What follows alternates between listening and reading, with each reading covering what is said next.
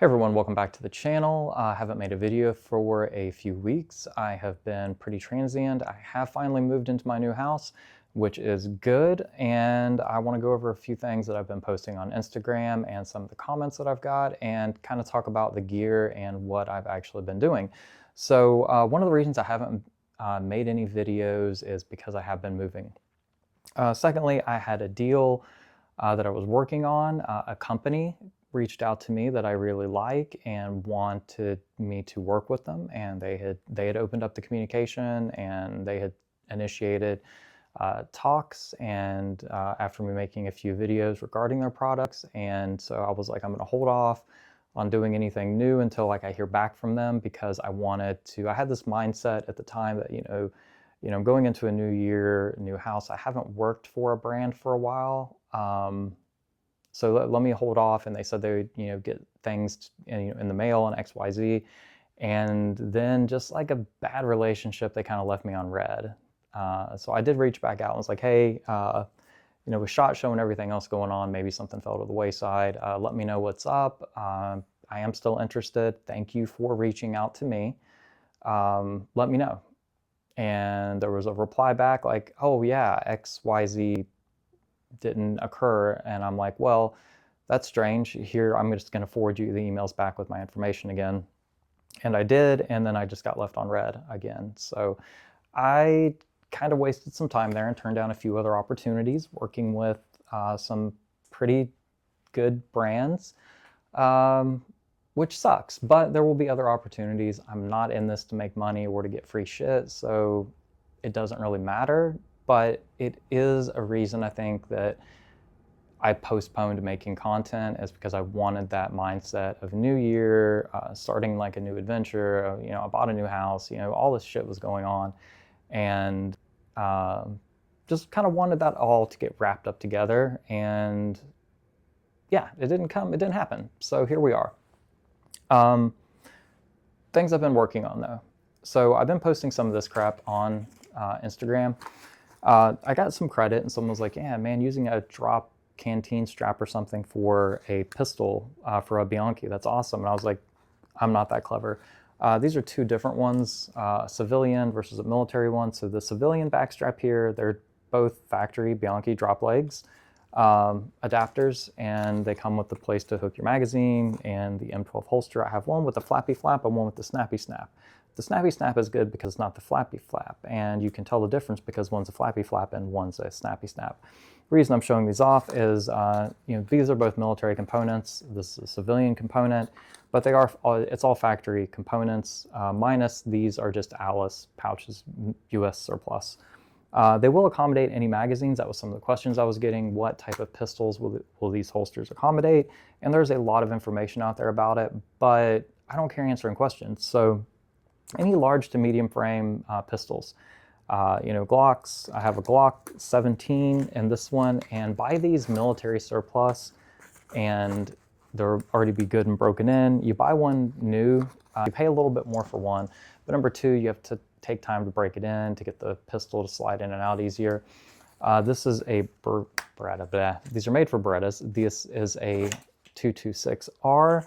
And as you can see, there's no issue with the pistol going in and out of the holster, and re-engaging the snap if I wasn't doing it on camera.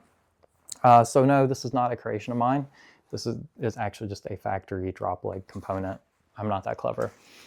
One of the other things that I think was pretty cool, my buddy John usually gets the credit on these finds, but I actually found something cool. This is a medium frame Alice pack, and I have the shelf, and the frame is in good condition. Not as good of shape as the one from my large frame that he found me, but it's still in good condition. It does have the woodland camo straps, so a little bit mix and match on the eras there, but it's still pretty cool. I don't know what I'm gonna do with the shelf yet though, guys. Maybe a 30 cal ammo can and some snacks in it. I don't know. The shelf did come with the strap, so I can strap my snacks onto the bag. Usually any of my gear, I have like an intention, like this is what I'm going to use it for. Not a clue on that one. Patrol pack here, I use this thing almost every day, and between moving, going between my two houses, and getting stuff organized and set up and keeping my personal items in this. I have other bags, but I really just like to use the surplus gear that I have. So this bag, patrol pack, worked really well. And during those exploits, I popped in a random shop or flea market that has a external entrance for the shop. Anyway, this pack needs repaired. It's in crappy shape. I tried to snag another one for my buddy John, but the straps have been cut off. Anyway, these have like a duck foot, and the duck foot here has a plastic spine for like an internal frame. Very flawed design because they deteriorate, they break.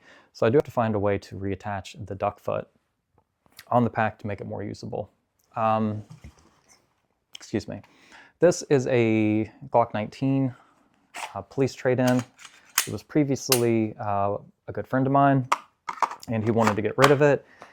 And so I went ahead and snagged the entire setup from him. He and one of my other buddies used to work at a holster shop, so he had made this appendix carry contraption. I've never used an appendix. I usually don't carry appendix. The AIM Surplus JTT, just the tip barrel. And so I'm going to try this setup and see how I like it. Honestly, haven't carried yet. Yeah, I'm going to though.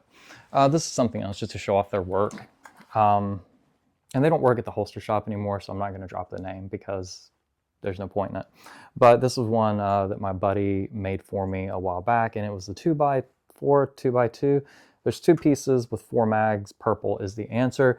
But just to show different magazines, you know, compatibility, I've got like a Glock and I've got a 2011 mag in there and 2, you know, polymer mags. Those are Gen 1 P mags, by the way. Is that cool?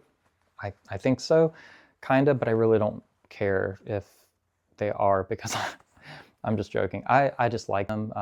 Sometimes I forget that sarcasm and my sense of humor does not get picked up well online, but those are Gen 1 P mags, and apparently people like to collect them. I have found those by accident, just going into my local gun store when I used to actually drive a lot. Last thing, my Russian Spetsnaz machete. I traded a bunch of 38 special ammo for this. By a bunch, I don't know, like $100 and some worth, 2020 COVID era.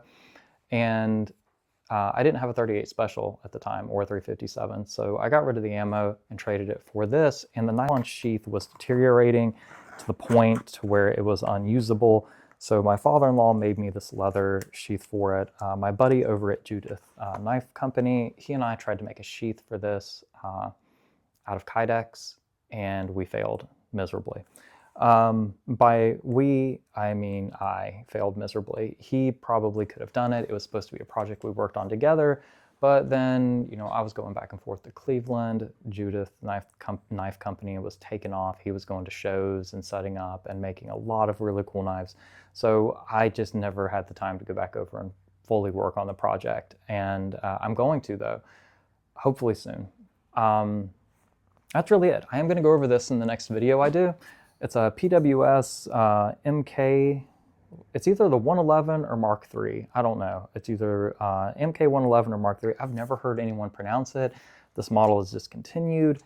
I owned this for a minute, probably a year to 2 years ago. I then traded it off to a good friend at work and then picked it back up off him. It's a really cool design for a piston-driven gun. It's very similar operating system to like an AK. You have an adjustable gas block on the front though, and the piston is on the bolt carrier groove. It's not like a short stroke piston like similar to the MK, the 416D or the T91. It's a lot different design, so it's pretty cool, and it's a very soft shooting pistol. Now, again, they don't make this model as far as I know anymore. I absolutely hate the handguard. I don't know anyone at PWS. So this was really, really cheap because they were discontinuing this model. So that's why I picked up the upper and the lower separately. Together, the gun would have been like really expensive. Buying the upper and the lower separately at the time, I think I had like $650 in both components. And Yeah, I mean, they ship with a Raiden Raptor, or Raiden Raptor LT. So I need a set of backup iron sights for it. I do not have a set right now, but I'm gonna sight it back in. I just threw one of my old aim points on it. I'm gonna try that out. And outside of that, guys, that is it. Thank you for watching. I'm gonna hopefully have some more content soon. Let me know what you wanna see. Let me know, what you wanna see more of or what you wanna see less of, and I will focus on those things. And you guys have a great weekend. Thank you so much for all of the love, the comments, all you cats that follow me over on Instagram. Thank you for engaging over there and talking and asking questions. And I hope you guys have a wonderful weekend. Get out there and LARP. Throw on your random ass gear that you found at a surplus shop and have fun with it. The ELBV is probably my most favorite surplus chest rig that I've owned for a long time. I've had a lot of fun with that thing lately. So you guys have a good one, and let me know what you want to see. Legitimately, I really do want to know. And I got to get better at the outros. That's really it.